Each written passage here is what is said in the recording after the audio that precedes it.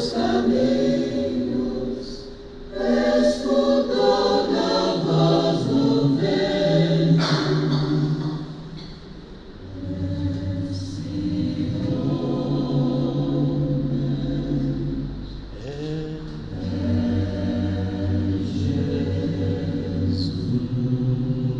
Jesus. Boa noite. Nós estamos aqui com o nosso irmão Marcos, que hoje vem falar para a gente na cultura da paz. Ele pediu que eu lesse a página do livro Ceifa de Luz, Emmanuel, que é na cultura da paz. Bem-aventurados os pacificadores, porque serão chamados filhos de Deus. Jesus, Mateus 5,9, isso é do Sermão do Monte. Na cultura da paz, saibamos sempre respeitar as opiniões alheias, como desejamos seja mantido o respeito dos outros para com as nossas. Colocar-nos na posição dos companheiros em dificuldades, a fim de que lhes saibamos ser úteis. Calar referências impróprias ou destrutivas. Reconhecer que as nossas dores e provações não são diferentes daquelas que visitam o coração do próximo. Consagrar-nos ao cumprimento das próprias obrigações. Fazer de cada ocasião a melhor oportunidade de cooperar em benefício dos semelhantes. Melhorar-nos por meio do trabalho e do estudo, seja onde for. Cultivar o prazer de servir. Semear o amor por toda parte, entre amigos e inimigos. Jamais duvidar da vitória do bem. Buscando a consideração de pacificadores, guardemos a certeza de que a paz verdadeira não surge espontânea, uma vez que é e será sempre fruto do esforço de cada um. Você fala isso pra gente?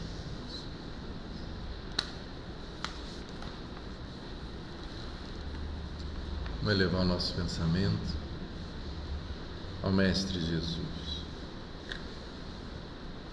rogando a Ele que nesse momento abra nosso coração, nossa mente, para que possamos compreender o seu amor,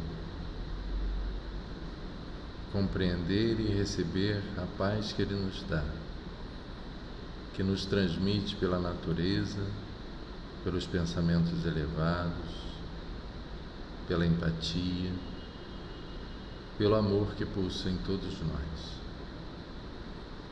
Fazendo dessa reunião um culto à paz e ao amor, em lembrança ao Mestre Jesus, que nos socorre através de seus mensageiros durante todo o tempo, há muitos séculos. Que assim seja. Bom, Marcos, é com você. Deixa eu botar a página aqui, né?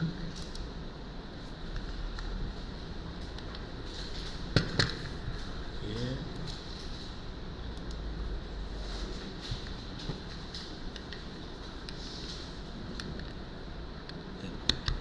Eu vou ficar sentadinho ali. Tá, joia. E eu vou ficar em pezinho aqui. Boa noite a todos. É um prazer estar de volta aqui no Seralme. A última vez nós conversamos sobre viver em paz. E hoje mudamos um pouquinho para na cultura da paz. E a página inicial já nos deu, né, essa página na cultura da paz, um tom mais ou menos do que a gente vai conversar. Só que a gente vai dar uma ênfase muito grande, né, a tentar compreender as questões. O que nos tira a paz e o que mas, acima de tudo, nos dá a paz, nos reestabelece a paz. Mas antes disso, eu gosto sempre de lembrar o que a gente está fazendo aqui, né? Para que serve a reunião pública, né? E esse trecho aí do Trilhas da Paz, Trilhas da Libertação, ele nos dá uma dica, né, sobre o que a gente tem que fazer aqui. Que a gente não... Eu gosto de destacar isso, que muitas vezes as pessoas acham que vão aprender a doutrina espírita durante as reuniões públicas, né? E para isso existem os grupos de estudo que a gente mergulha. A gente comenta na reunião pública sobre a vida à luz da doutrina espírita, de modo a gente a falar com os corações. E é essa questão que ele coloca ali, a iluminação da consciência de todo mundo sobre a verdadeira vida. E é isso que importa. E por que o coração? Porque o templo, né, o verdadeiro templo é o coração. Se o nosso coração não estiver em paz, não estiver harmonizado, a gente pode estar no centro espírita, pode estar numa igreja, pode estar onde estiver, mas se o coração estiver perturbado, a gente não consegue a paz. Então a gente tem que tentar libertar o coração das amarras que nós mesmos prendemos ele. Então a gente vai conversar sobre na cultura da paz, no cultivo da paz. O que é isso?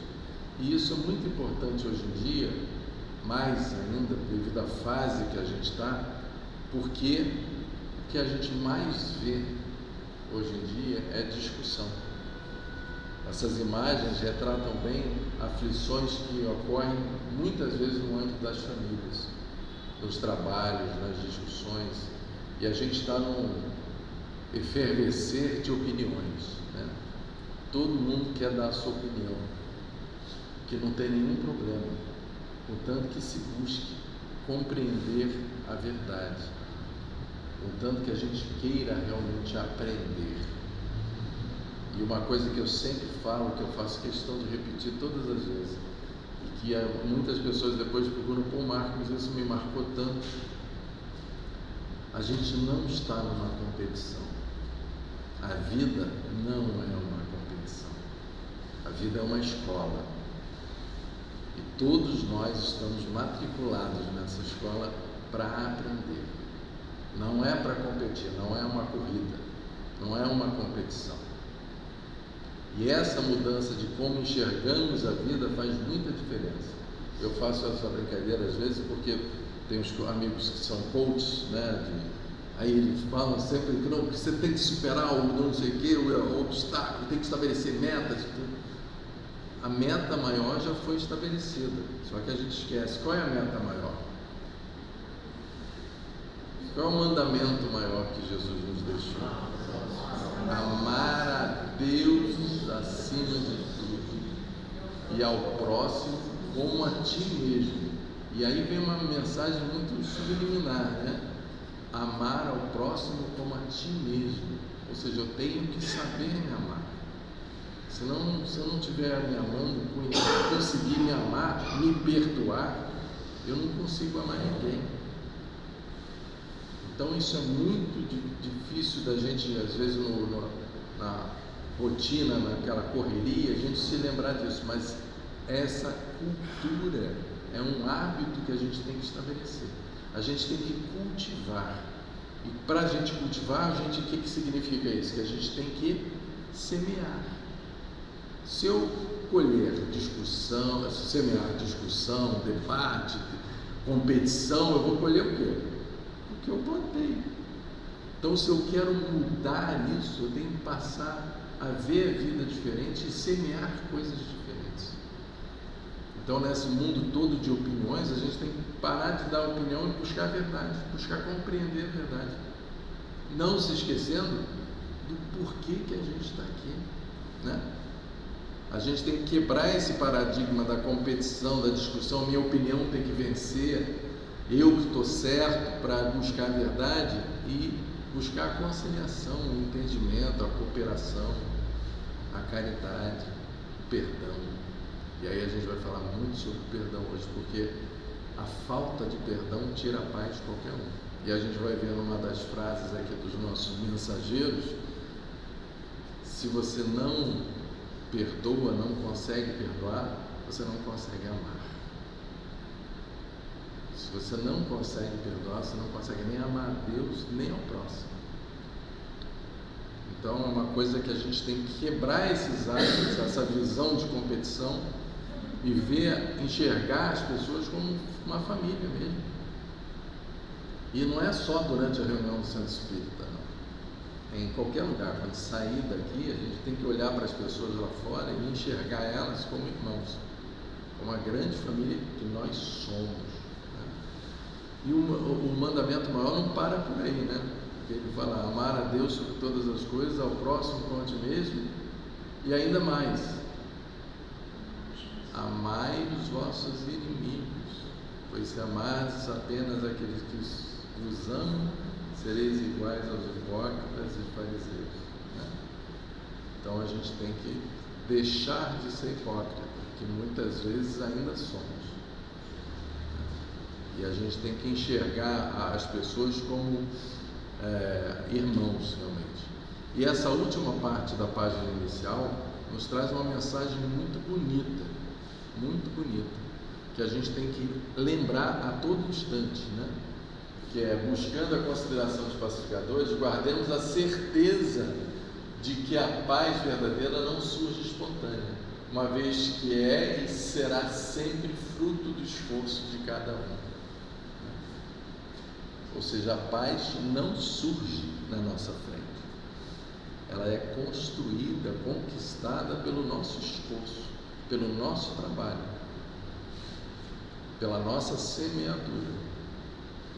É difícil às vezes a gente manter o equilíbrio, manter a paz, semear a paz, mas é um esforço, é aquela questão. Uma imagem muito bonita que eu acho que ilustra muito bem é quando a gente tem uma jarra de água cheia de barro, por exemplo. Como é que a gente limpa a jarra de barros, de água suja de barro? Como é que a gente faz? A gente joga a água, esfrega, joga, esfrega, até ela ficar limpa. E assim é o nosso vaso. A gente tem impurezas dentro da gente? Temos. E a gente tem que manter a vontade de ficar limpando. E ela vai se limpando. O nosso jarro, né?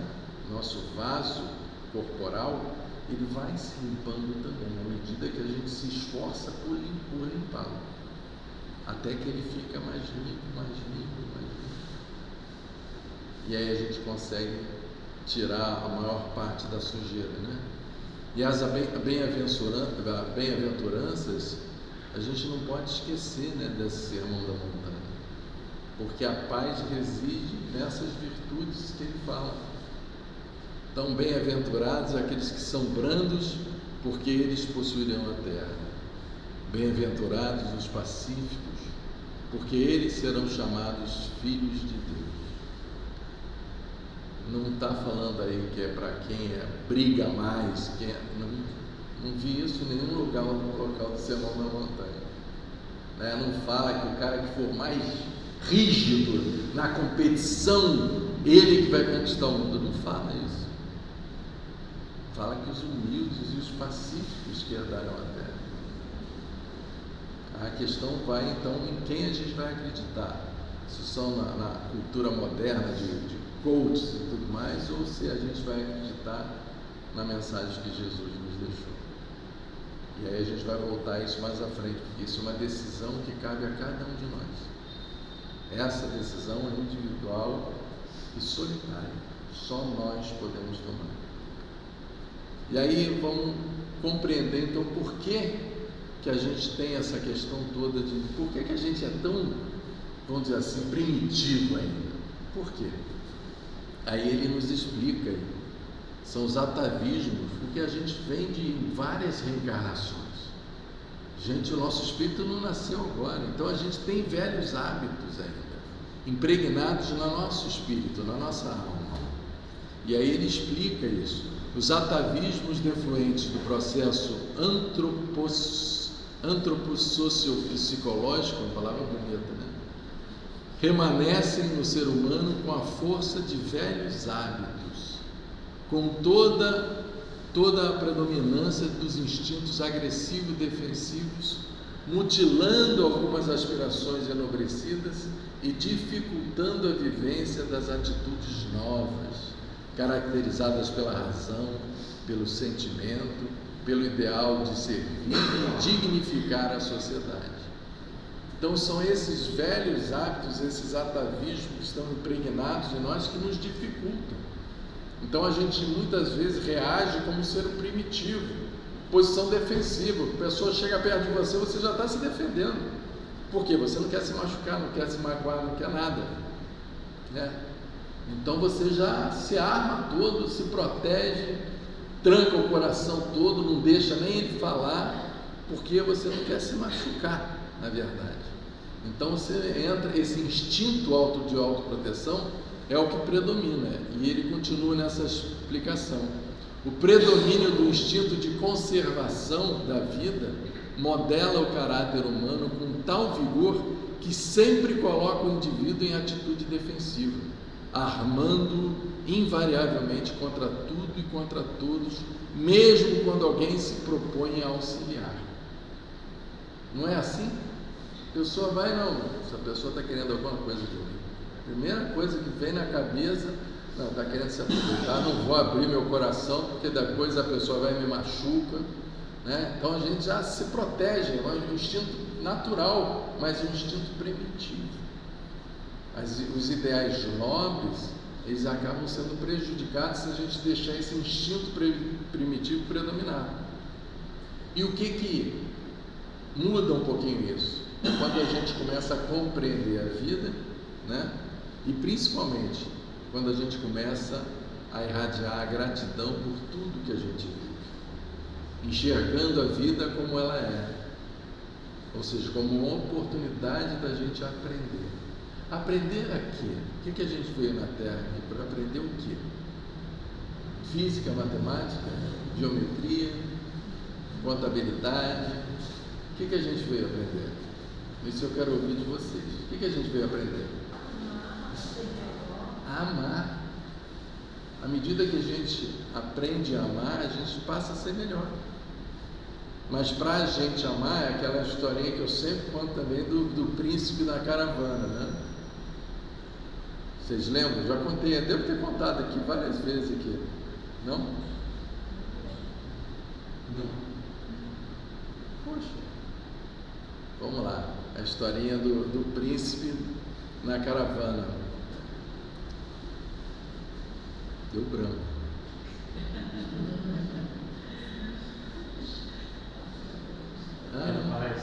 Não? Não, que tem duas historinhas, eu estava indo para outra. Tinha um príncipe que estava louco, isso nas Arábias antigas, na cultura oriental, né? Que ele queria saber tudo que as escrituras sagradas falavam, mas enquanto ele estivesse naquela posição da yoga, né? Em um pé só. E aí os sábios todos falavam, impossível, né? Impossível resumir todas as escrituras sagradas, todos os livros sagrados, enquanto você fica num pé só. Aí ele não desistia, ele ia atrás de um sábio atrás do outro, até que um falou, não, o que mora a 3 meses daqui na montanha tal, ele vai saber responder o senhor. E partiu o príncipe em busca daquele sábio. E chegando no local na montanha lá em que ele se encontrava, que ele vivia um pouco isolado, me disseram que o senhor vai conseguir me explicar todos os livros sagrados enquanto eu estiver de um pé só. Ele sim. Aí o príncipe olhou para ele assustado assim. Aí ele, tome a posição. Aí ele tomou a posição. Ele, mas então para que tantos livros sagrados? Para explicar como fazer isso.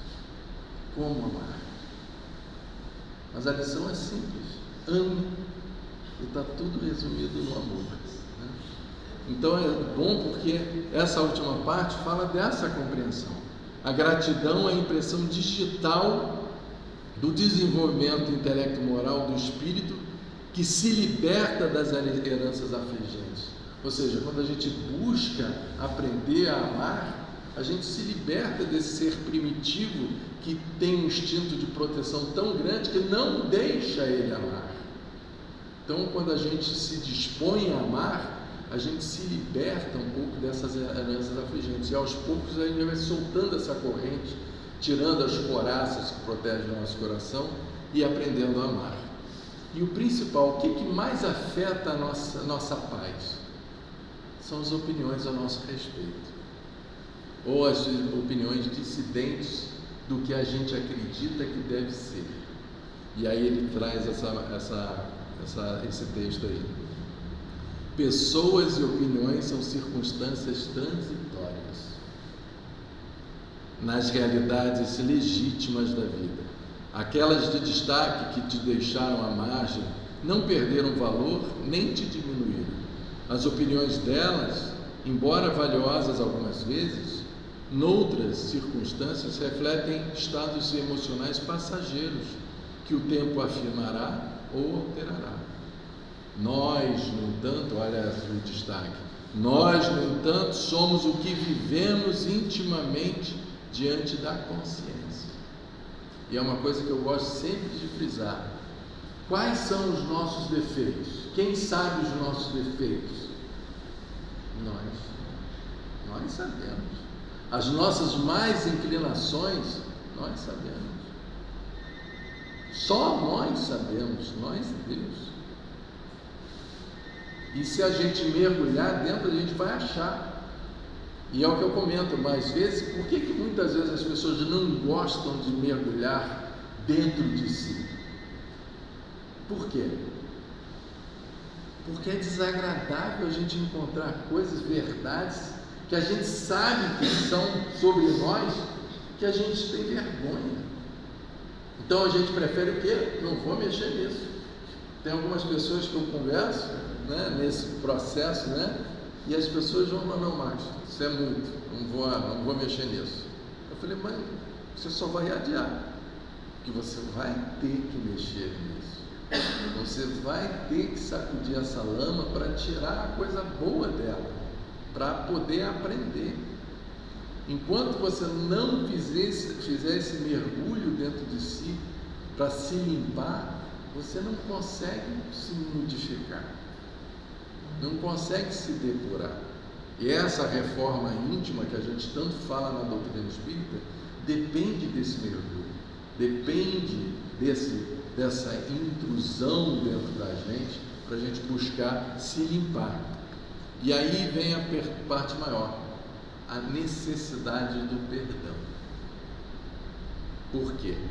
Porque a maior dificuldade da gente caminhar é porque a gente arrasta, a gente está preso a um monte de mágoas, ressentimentos, que a gente vai arrastando, então a caminhada fica cada vez mais difícil, porque a gente vai colhendo, né, mágoas e ressentimentos, que a gente não deixa para lá, não perdoa, não esquece, e a gente vai arrastando essas mágoas, esses ressentimentos. E aí a gente precisa, na verdade, desse perdão. E olha que bonito, esse é do livro Ave Luz, é um livro que eu recomendo, um livro muito bonito, que é a das ocasiões em que Jesus se reunia com os discípulos, e os discípulos faziam perguntas a ele sobre questões que eles tinham passado no dia, ou que afligia a eles, e aí Jesus tecia vários comentários que são trazidos por esse espírito nesse livro Ave Luz, que é o espírito Shaolin, se eu não me engano. Não, é Miramês. Então, é uma coisa, uma explicação feita por Jesus no âmbito dos seus discípulos. E olha o que eles falam do perdão. O perdão, quando é desconhecido pelos homens, começa a dar sinal pelos lábios.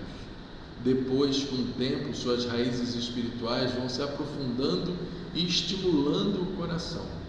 O perdão verdadeiro, meu filho, é aquele que esquece as faltas. O mais verdadeiro ainda é aquele que não existe, porque somente podes perdoar se fores ofendido. E isso é uma coisa muito bonita. Eu só posso perdoar se eu for ofendido. Então, se eu começo a compreender a vida e as dificuldades das pessoas, como as tenho também, fica mais fácil de eu perdoar e mais ainda de eu não me sentir ofendido. Porque eu sei que muitas vezes a pessoa está passando por um problema transitório, passageiro, e aquilo faz com que ela reaja de uma forma que me magoe, que tenta até às vezes machucar, mas à medida que eu compreendo isso, eu não me ofendo, que eu sei que não é uma coisa pessoal.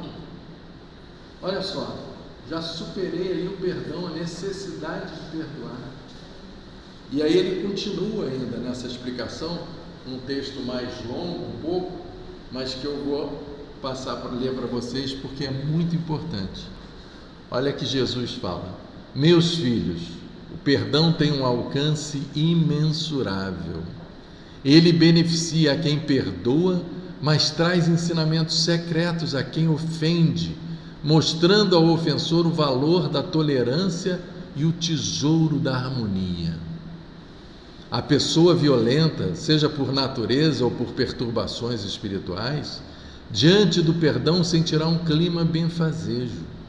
Com a sequência do esquecimento das suas ofensas, vai compreendendo o valor do perdão e passa a envergonhar-se de si mesmo, procurando modificar suas atitudes. Começa a fazer o bem e a querer mostrar o que faz aos outros. É a consciência empenhada em desculpar-se do que os instintos inferiores inspiram. E é nesse drama de cada dia que a alma vai se ajustando aos serviços da fraternidade e de ofensor muda a sua qualificação para ofendido pelo tribunal interior. A caridade é a sua fuga e ela vai lhe ensinar o valor da gratidão e as bênçãos do amor.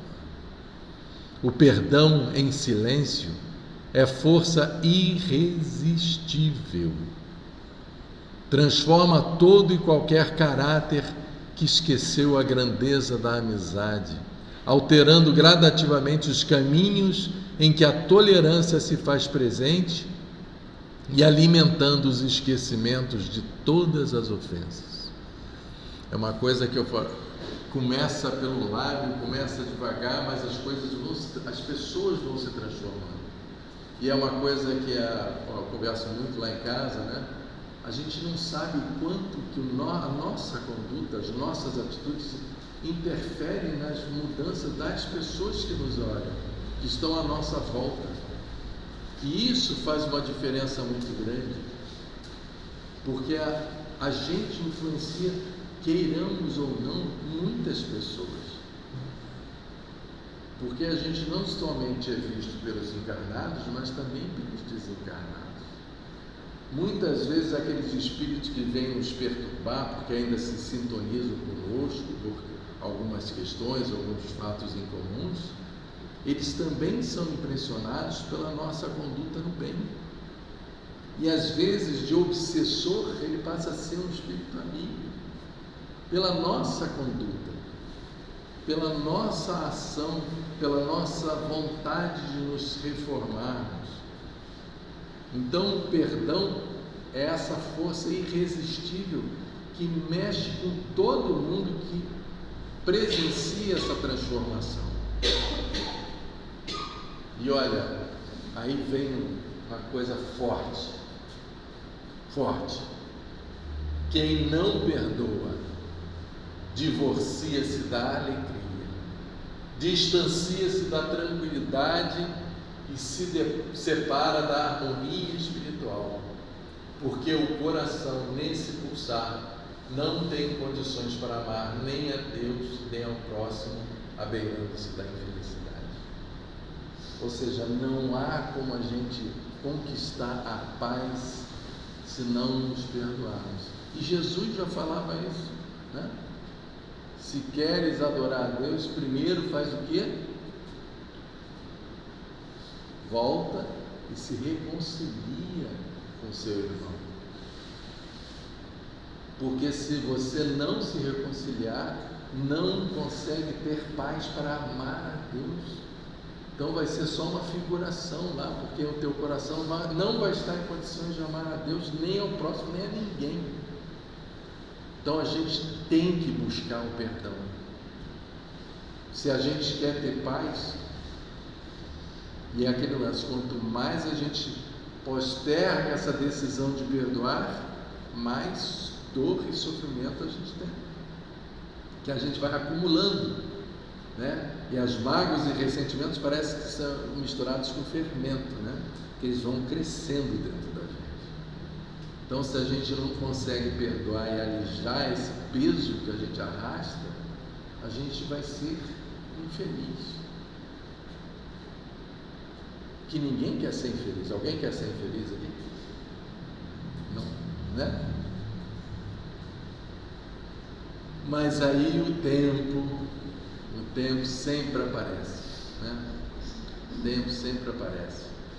E a gente sempre brigando com o tempo, quando o tempo é o nosso grande professor, que nos cobra, mas nos ensina. A questão é como a gente vê o tempo, né? E aí vem uma passagem de um livro, né, que eu acho muito bonito, que é o apelo de um espírito para o reencarnar.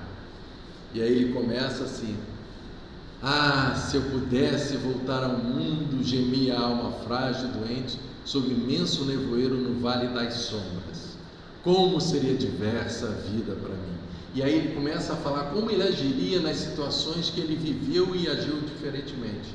Não, eu faria, eu perdoaria, eu amaria, eu faria tudo de bom, eu ajudaria, eu perdoaria. Toda a lição que a gente sabe como deve fazer. Aí um anjo tocado, né, pela oração que ele faz: Senhor, dá-me novamente o corpo de carne e reconduze-me ao exercício, à prova, à recapitulação. Aí um anjo, ouvindo essa oração, pega ele no Vale das Sombras e leva ele para uma nova reencarnação. E aí ele vai, desperta e começa, volta a fazer as mesmas coisas. As mesmas coisas. E aí o espírito que conta essa história fala: sempre a mesma insensatez, funesta e dolorosa. É essa insensatez que a gente tem que optar por romper. E aí eu trago a nossa linhazinha da vida verdadeira. Por quê? Porque a gente não é essa pessoa que está aqui sentadinha aqui, não. A gente é um espírito com várias encarnações, com vários períodos, tanto no plano encarnado, no plano material, quanto no plano espiritual. Ou seja, a gente já morreu muitas vezes, já viveu no plano espiritual muitas vezes, já encarnamos muitas vezes, e nós somos essa bagagem inteira. O nosso espírito carrega essa bagagem inteira. E à medida em que a gente vai se depurando, a gente consegue acessar essa bagagem que mora no nosso inconsciente. A gente consegue trabalhar mais à medida que a gente acessa esse ser integral que carrega toda essa história de encarnações. Ou seja, já tivemos aula de matemática muitas vezes, de português, de outros, já falamos outros idiomas, né? Isso tudo está guardado na nossa bagagem espiritual.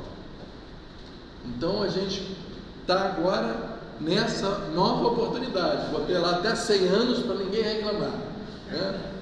100 anos de oportunidade para se decidir a fazer o quê? Competir com os outros, certo? Não. Fazer o quê então? Sim, podemos competir. Quem vai amar mais? Isso. Quem vai perdoar? Amar. É isso que a gente tem que se decidir.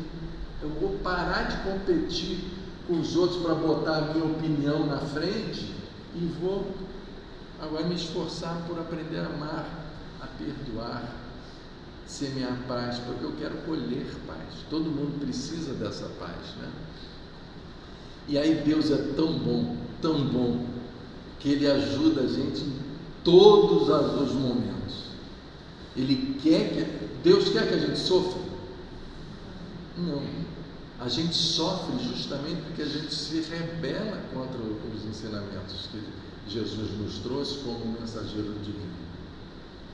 Então, ao contrário, olha só, a bondade de Deus é muito grande no que se refere à assistência espiritual, pois o Senhor está enviando benfeitores e mais benfeitores do seu reino para amparar os que se encontram na terra, sustentando seus mais elevados esforços, para que vivam o amor e a caridade e que não se esqueçam de Jesus, que vem nos amando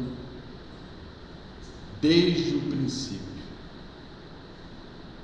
Não se esqueçam de Jesus. E olha, vira e mexe, a gente esquece, né? E aí vem a questão maravilhosa, que muitas vezes ele foi numa dos textos que a gente falou, né?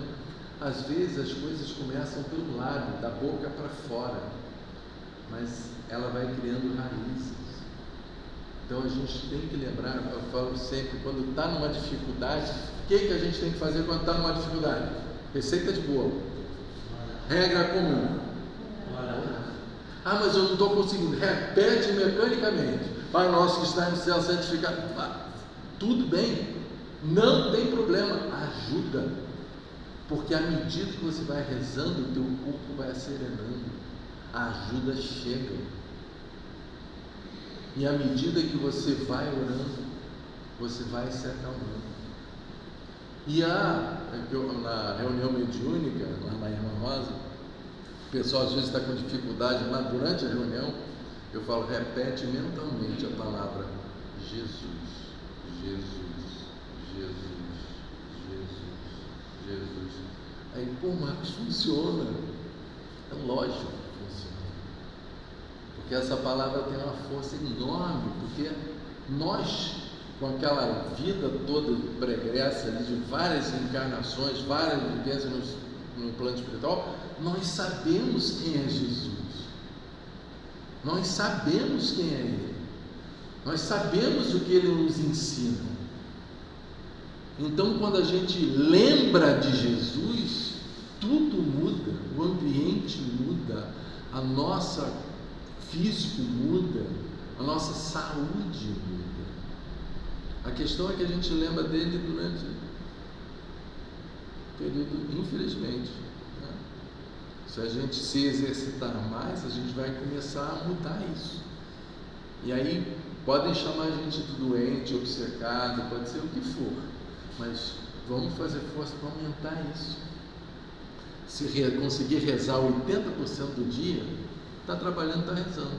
Olha que maravilha, melhor, vai ser maravilhoso. E aí ele continua, aí vem um alerta junto, né? Porque a gente está num momento de transição. O Espiritismo está dando o último grito de oferta da luz, para que os homens se reformem, tendo como norma a moral cristã, juntamente com a fé, o perdão e a fraternidade. Leia com atenção as mensagens mediúnicas, raciocine dentro dos seus conceitos de luz e procure aplicá-los na vida, que sentirá uma tranquilidade de consciência na mais alta expressão, e isso se tornará um coração na vivência da felicidade. A gente está mudando. Se a gente não aproveitar essas oportunidades que os Espíritos nos dão, nós é que seremos os prejudicados pelas nossas próprias ações. E os Espíritos vêm nos ajudar a todo momento. E eles continuam: olha, trabalhadores, comunguem com o Senhor, mudem os seus pensamentos, criem ideias novas acerca da vida, que o Espiritismo os ajudará a moralizar as suas vidas, para que todos os seus corpos sejam luz também, de modo que o Espírito se ligue com o Mestre na harmonia da consciência que ele já conquistou, nos ensinando também a granjeá-la. Ou seja, é o esforço que nós temos que fazer para justamente se unir nesse trabalho todo que é feito pela espiritualidade. Preconizemos a luz do amor, que nela se encontram todos os preceitos que levam à felicidade. Sejam bons na bondade do Cristo, amor no amor do Mestre, perdão no perdão do nosso guia espiritual e caridosos na caridade do Filho de Deus. Compete a nós outros tomar a decisão de acompanhar nosso Senhor Jesus, para que a paz de Deus seja a nossa paz de coração. Compete a nós outros tomar a decisão de acompanhar nosso Senhor Jesus. Essa é uma decisão intransferível e individual. Ah, mas meu marido não deixa, minha mulher não deixa, meus filhos atrapalham. Não existe isso. É uma decisão sua, individual. Ah, mas eu sinto muita falta de fulano, de reclano. Ah, meu pai que orientava, me ajudava, era meu... Você tem que se decidir a seguir Jesus. E eu volto a dizer, nós chegamos sós na terra, um espírito que vai aprendendo tudo, e partiremos sós também.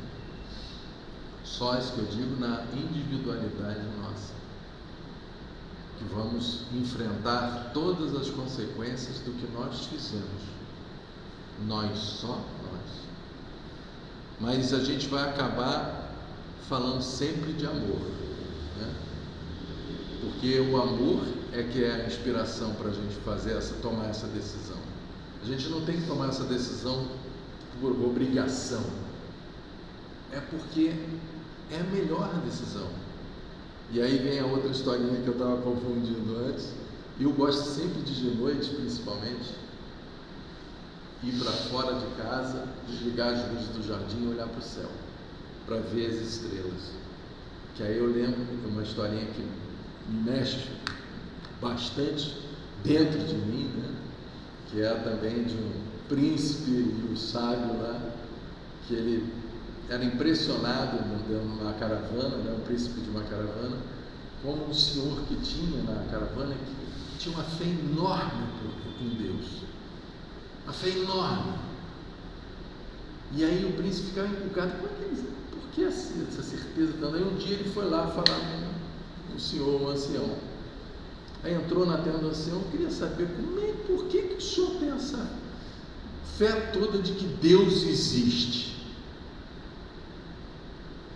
Aí o ancião, como é que o senhor sabe qual é o animal que rondou a sua tenda quando o senhor acorda pela manhã? Aí é simples, pelo rastro, pelas pegadas.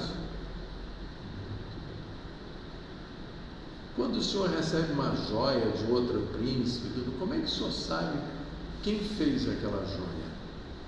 Ah, pela marca do ourives, que é que fabrica aquelas joias. Vamos lá fora. Quem fez? Não foram os homens. Né? O céu todo estrelado. Né? Quem deixou essas marcas no céu? Não foram os homens. Né? E aí vem a certeza de que Deus existe. Então, às vezes, quando a gente esquece, é bom a gente lembrar. Olha, vai ver um pôr do sol, a lua crescendo, nascendo. O homem não tem nada a ver com aquilo. É um empréstimo dado por Deus, né? E aí eles incentivam a gente, né? É um texto que fala no Consciência de Luz, apresse-se a amar, né? A mensagem viva do Cristo à humanidade é o amor. E a gente vai acabar lendo dois poemas sobre poesia, duas poesias sobre o amor. Né? Ele acende luz na cidade da consciência e nos livra de todos os males. Quem ama não teme insultos, não teme os problemas, não teme as discórdias, não se preocupa se porventura faltar o necessário, não teme possíveis guerras, porque o amor alimenta a esperança. multiplica a fé, condiciona o ser na caridade e nos impulsiona para a fraternidade, alargando os horizontes do perdão. Olha que bonito. Nos apressemos a amar, né? Apressemo-nos em amar, que o amor é o ambiente dos anjos, a nos lembrar de Jesus em todos os passos da vida, nos deixando no coração uma verdadeira alegria de viver. Quando a caridade regular a vida dos homens, o amor dominará os passos de todos, de maneira que Deus se tornará mais visível no seu ambiente interno, sendo Jesus o guia mais próximo dos seus passos. Olha que maravilha! Então a gente tem que realmente se apressar em amar. E é tão gostoso amar. Alguém nunca amou? Aqui? Alguém nunca amou? Todos já amaram. A gente tem, é isso que é o bonito Deus usa as nossas próprias imperfeições para nos ensinar a amar, né? Então a gente tem momentos de amor, né? Então a gente vive o amor para quê? Para saber que ele existe, esse amor existe e é conquistável, é possível, né? E aí eu vou começar a cara de pau, lendo um poema meu mesmo sobre o amor.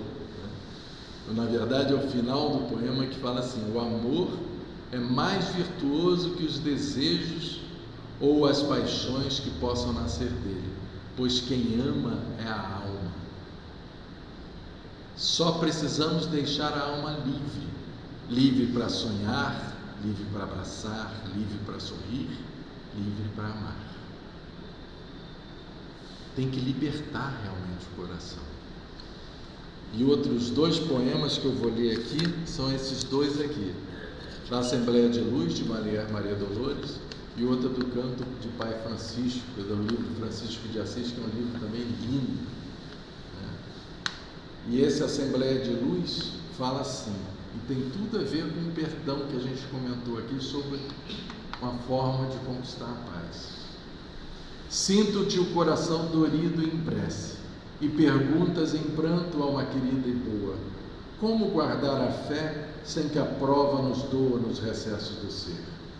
Uma norma de paz haverá sobre a terra que consiga sanar as chagas da alma triste? Sem pretensão, respondo que ela existe: trabalhar e esquecer. A própria natureza é um livro aberto, recorda o tronco antigo e a tempestade.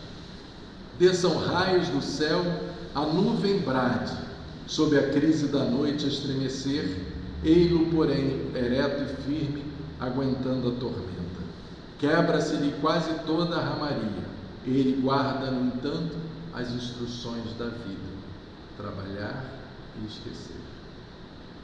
Vejo a terra humilhada na lavoura, ferida e massacrada, ao peso do trator e entre golpes de enxada. Tem nos vulcões rugindo o seu bravo gemer, mas mesmo assim produz o pão do mundo. Injuriada e revolvida, atende à ordenação que recebe da vida: trabalhar e esquecer. O fio d'água que nasceu na serra, pouco a pouco se fez amplo regato, percorrendo quilômetros de mato a correr e correr. Descedentando pombos e serpentes, sofre a baba do lobo que o domina e segue para o mar ante a norma divina: trabalhar e esquecer. Assim também, alma querida e boa, se carregas contigo farpas de amargura, desencanto, tristeza, desventura, chora, mas faze o bem, nosso alto dever. Quanto às pedras e empeços do caminho, desengano e aflição, mágoa e mudança, ouvida e segue as vozes da esperança: trabalhar e esquecer. E aí vem, para encerrarmos, um texto de Canto de Pai Francisco, que eu, para não vou castigar vocês, não vou cantar, certo? mas eu vou ler esse canto que é muito bonito. Deus é Deus de amor que transforma a semente em árvore e fruto que alimenta a vida e por vezes o luto. Deus é Deus de amor que muda o ninho dos pensamentos em ninho de luz, que muda as ideias em ação que nos conduz ou nos deixa que nós caiamos para compreender Jesus.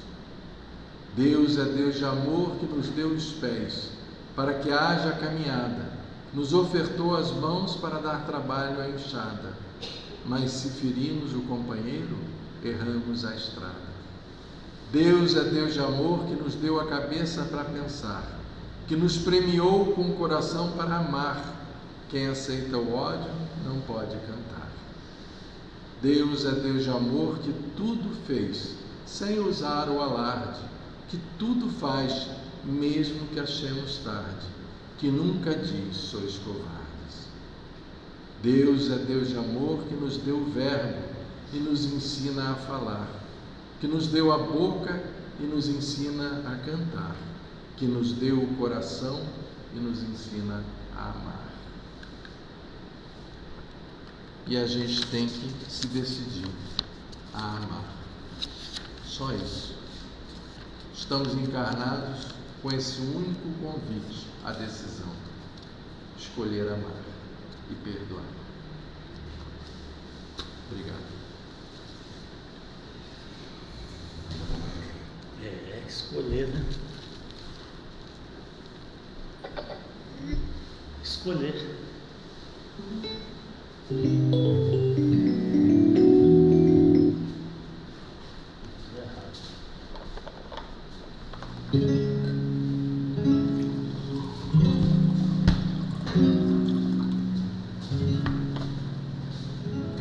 Eu vejo Deus em toda parte, abençoando o céu, a terra e o mar, a natureza em flor, proclama o esplendor da sua glória e a grandeza do seu amor. No amanhecer, o sol risonho envolve em luz a terra enternecida. Os passarinhos cantam seus hinos de louvores e em doce enlevo minha alma vibra comovida. No entardecer, o sol poente tinge de cores o céu no horizonte e precisam subir, falando ao coração quanta beleza. Eu vejo Deus na imensidão,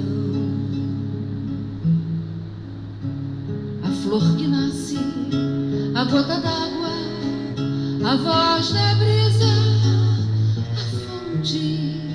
a murmurar, falam de Deus, amor, de Deus que é o autor da minha vida e da minha alma agradecida. Eu vejo Deus a reger mundos no céu e nas nuvens, sempre ao léu, mil imagens desenhando. Eu vejo Deus no olhar da mãe que amamenta e na haste que sustenta uma flor desabrochando. Eu vejo Deus a reger mundos no céu e nas nuvens, sempre ao léu, mil imagens desenhando. Eu vejo Deus no olhar da mãe que amamenta terminaste, que sustenta uma flor desabrochando.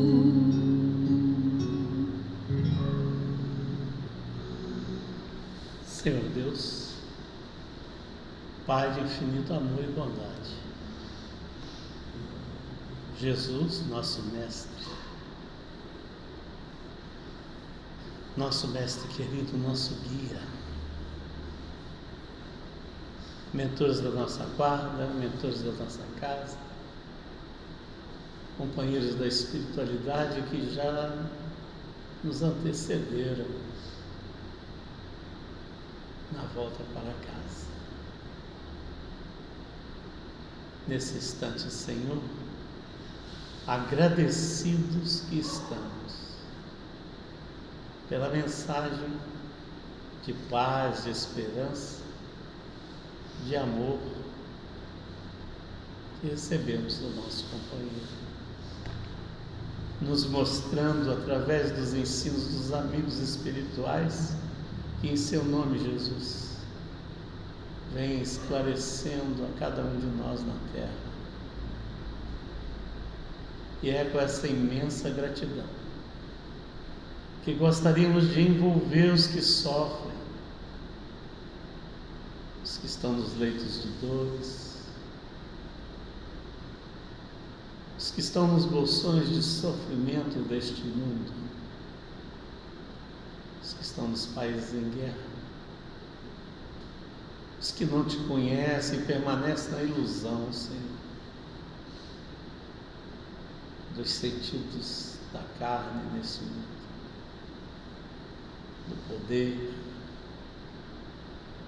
Que cada um, Senhor Jesus, seus mentores possam usar a energia de paz que parte aqui dessa casa para envolvê-los.